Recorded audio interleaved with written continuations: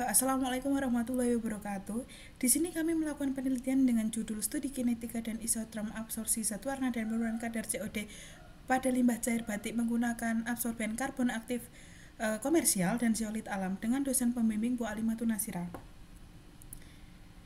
Kami dari kelompok 38, ada rekan saya Nadia Dwi Sekar Mastuti dengan NIM D5220079 dan saya sendiri Adriani Suara Surah Fadilah dengan NIM D5220089.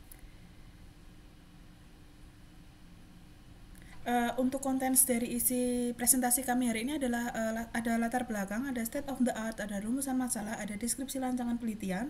Selanjutnya ada tujuan dan hipotesis, ada variabel yang digunakan, tahapan penelitian, metode analisis data, dan yang terakhir ada jadwal penelitian. Untuk latar belakang dari penelitian kita kami berdua, itu Batik Laweyan ini merupakan salah satu pusat industri batik yang terkenal di kota Solo. Industri batik Laweyan ini menghasilkan limbah cair yang mengandung zat warna dan bahan kimia berbahaya yang dapat mencemari lingkungan jika tidak diolah dengan baik. Zat warna sintetis ini memiliki struktur kimia yang sangat kompleks dan stabil sehingga sulit terdegradasi secara alami. Dampak visual ini berupa pencemaran warna pada badan air yang dapat mengurangi estetika lingkungan. Lalu ada tinggi kadar COD dapat menyebabkan penurunan oksigen terlarut di air yang berdampak buruk pada kehidupan biota air.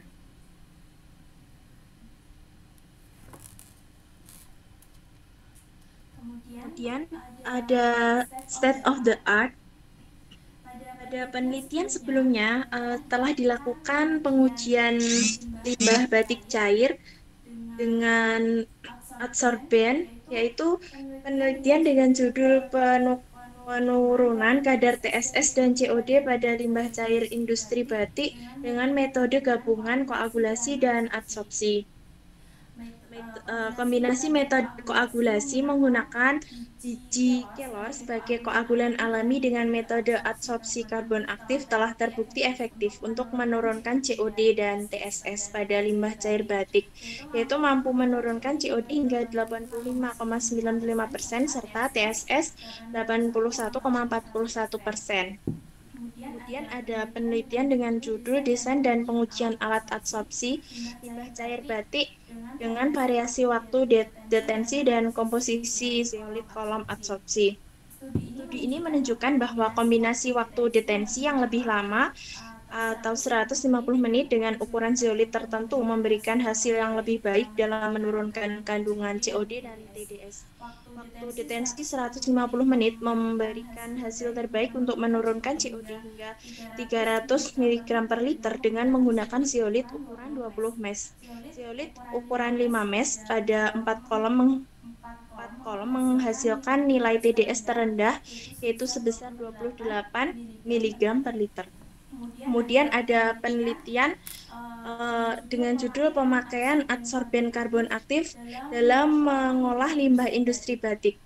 Metode adsorpsi menggunakan karbon aktif telah diidentifikasi sebagai cara yang efektif untuk menghilangkan zat warna, terutama zat warna reaktif seperti remazol brilliant blue yang banyak digunakan dalam industri batik. Karbon aktif sendiri mampu mengurangi intensitas warna pada limbah industri batik hingga 90%, terutama untuk jenis warna morden dan asam.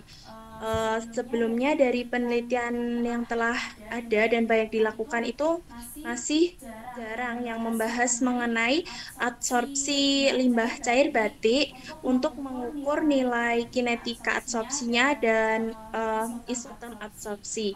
Maka dari itu, dari kami akan melakukan pengujian untuk mengukur nilai kinetika adsorpsi dan isoterm adsorpsi.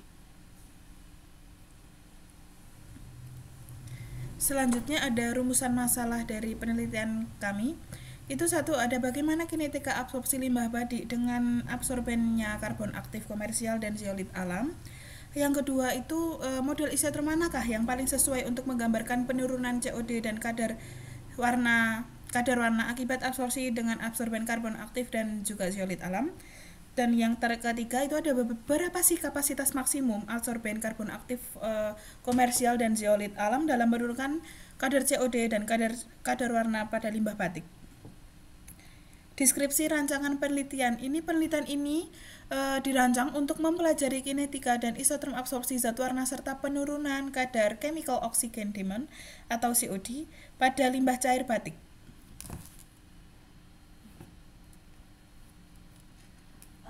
Kemudian tujuan dan hipotesis penelitian. Yang pertama, menganalisis kinetika adsorpsi limbah batik dengan adsorben karbon aktif komersial dan zeolit alam untuk mengetahui laju dan mekanisme adsorpsi.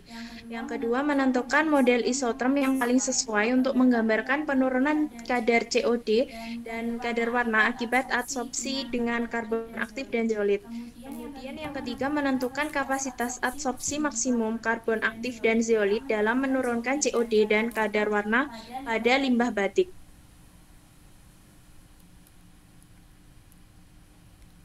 Variabel yang digunakan dalam penelitian kami itu ada terbagi menjadi 3, ada variabel bebas, variabel terikat, dan variabel kontrol.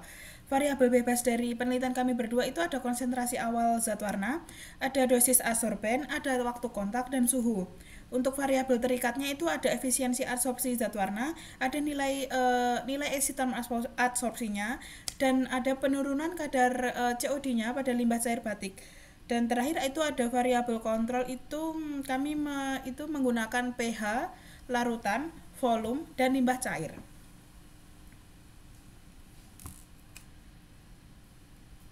Selanjutnya ada tahapan penelitian. Yang pertama itu mempersiapkan alat dan bahan, kemudian mempersiapkan untuk aktivasi absorbennya, lalu menguji limbah cair batik untuk dianalisis awal berapa kadar COD dan kadar warnanya sebelum kita lakukan adsorpsi. Kemudian kita lakukan proses adsorpsi. Yang kelima, pengukuran kadar COD dan zat warna setelah diadsorpsi. Yang keenam, analisis data kinetika dan isoterm absorpsi. Kemudian yang ketujuh, penyusunan laporan, dan yang terakhir kedelapan yaitu pembuatan kesimpulan dan saran.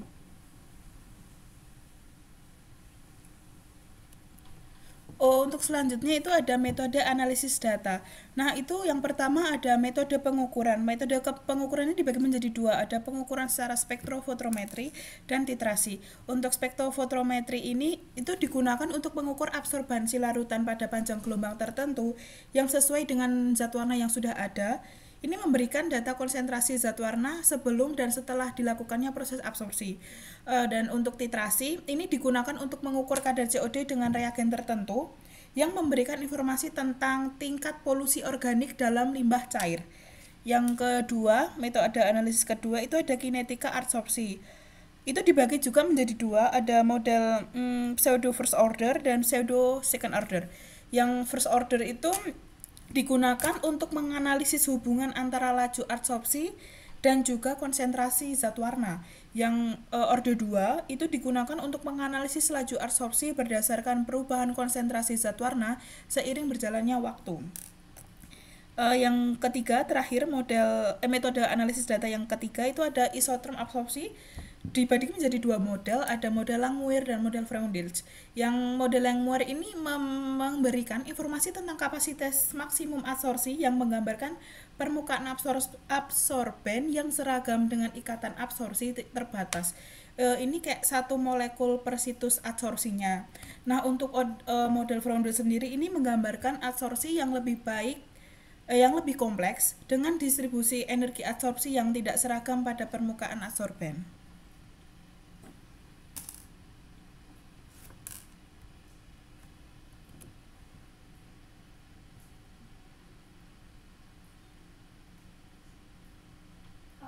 Selanjutnya ada jadwal penelitian.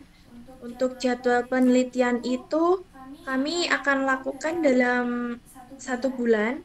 Yang pertama, perizinan lab dilakukan pada minggu ke-1 dan persiapan bahan itu pada minggu ke-1.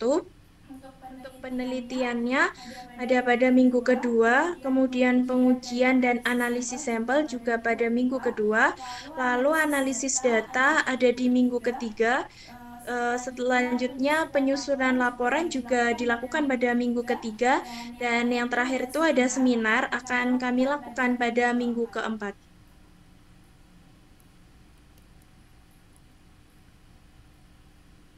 Berikut merupakan daftar pustaka yang kami gunakan untuk penjelasan-penjelasan sebelumnya dari awal hingga akhir. Berikut merupakan daftar pustakanya. Terima kasih terima kasih. Eh, Terima kasih untuk antusiasnya telah menyaksikan presentasi kami hari ini. Kurang lebihnya mohon dimaafkan. Wassalamualaikum warahmatullahi wabarakatuh.